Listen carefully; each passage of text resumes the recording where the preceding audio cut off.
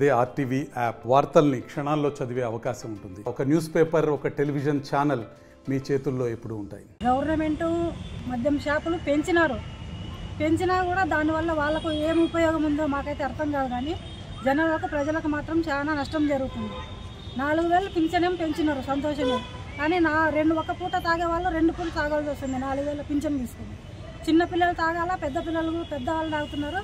ఈ పింఛన్ పెంచడం వల్ల మరి ఎవరికి లాభమో ఎవరికి నష్టమో అది కూడా గవర్నమెంట్ అర్థం చేసుకోవాలా. గవర్నమెంట్ పింఛన్ ఇచ్చేటప్పుడు కూడా అన్నీ చూసి ఇస్తే బాగుంటుంది. ఈ మద్యం షాపులు కూడా సందు నాకు గొందిగందిన అమ్ముతున్నారు. అవి పోలీసులకు తెలిసి కూడా పట్టించుకోవడం లేదు. మళ్ళీ పోలీసులు అది ఎందుకు పట్టించుకోవడం లేదు అది వాళ్ళకే తెలియాలా. గవర్నమెంట్ కూడా అది అర్థం చేసుకోవాలా. వైపీఆర్ రోడ్డు కానీ చుట్టుపక్కల ఎక్కడున్నాయి చిన్న డబ్బంగులలో కూడా చిన్న బాటల్లో ఆడవాళ్ళు అమ్ముతున్నారు, మగవాళ్ళు అమ్ముతున్నారు. దాని గురించి పట్టించుకోకుండా ఈ బెల్ట్ షాపులు మేము తగ్గిస్తున్నామంటే ఎందుకు తగ్గిస్తున్నారు? మంచిది బ్రాండ్ పెట్టండి, మంచి తాగుతారు, ఆరోగ్యంగా ఉంటారు. ఏదో అంత చెత్త బ్రాండ్ పెట్టి తాగి 6 నెలలు బతికే వాళ్ళు 3 నెలలకే చచ్చిపోండి అని మద్యం షాపుల్లో ధరలు పెంచి మీరు తాగండి సావండి అని ఒక మెసేజ్ ఇచ్చినట్లు ఉంది ఇప్పుడు ప్రజలకు. అది దానివల్ల ఎవరికేం ఉపయోగం లేదు. వాళ్ళే మంచి బ్రాండ్లు బండ నీడ పట్టు కూర్చొని ఏసీలో కూర్చొని బాగా తాగుతారు, తింటారు, వాళ్ళు ఆరోగ్యంగా ఉంటారు. ఈ చిన్నది ఈ సమస్యలు ఉన్న వాళ్ళు ఏ సమస్య తట్టుకోలేక ఏదో ఒకటి తాగుతారు. 6 నెలలు బతకాలు 3 నెలలకు చచ్చిపోతున్నారు.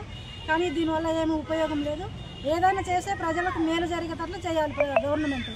కష్టపడి పని చేసుకోవడానికి ఏదైనా ఉపాధి కల్పించాలి. కానీ దీని నుంచి ఏమొచ్చే లాభమే ఉంది.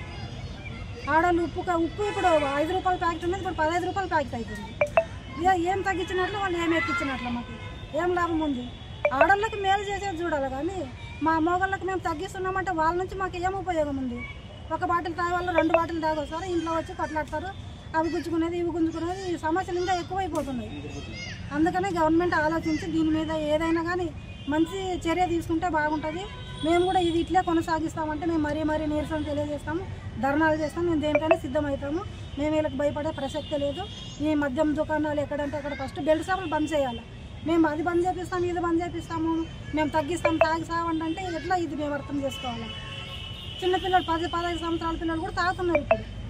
అట్లా వాళ్ళంతా తాగకుండా ఈ యొక్క పెట్టాల్సింది మన అన్నగారు చెప్పినట్లు ఇప్పుడు బోర్డు పెట్టాలి. ఈ వయసు వాళ్ళు తాగాల, ఇట్లా వాళ్ళకే మేము ఈ బ్రాండ్ అమ్ముతాము అని ఒక బోర్డు పెట్టాలా. పెద్దలు పిల్లలకు భయభక్తులు కలిగేలాగా చెప్పాలి. ఏదైనా మెసేజ్ పెడితే మేము తగ్గిస్తున్నాం, మీరు తాగి సావండి అనే ఒక సూచన ఉండదు. ఇది అంతే తప్ప దీని నుంచి ఏమి ఒరిగింది లేదు, తరిగింది లేదు. ఆడవాళ్ళకి ఏం కావాలా? వంట సామాన్లు కావాలా, గ్యాసులు కావాలా, మంచి సౌకర్యాలు కావాలి. అంతేగాని ఇలాంటివన్నీ చెత్తకి పెట్టి మేము ఏదో ఉపయోగపడతాం, మేమేం సాధిస్తామంటే మాకు నచ్చలేదు. మరిన్ని వీడియోస్ కోసం ఛానల్ ని సబ్స్క్రైబ్ చేయండి. లేటెస్ట్ అప్డేట్స్ కోసం వాట్సాప్ ఛానల్ ని ఫాలో చేయండి. అండ్ లింక్ డిస్క్రిప్షన్ లో ఉంది.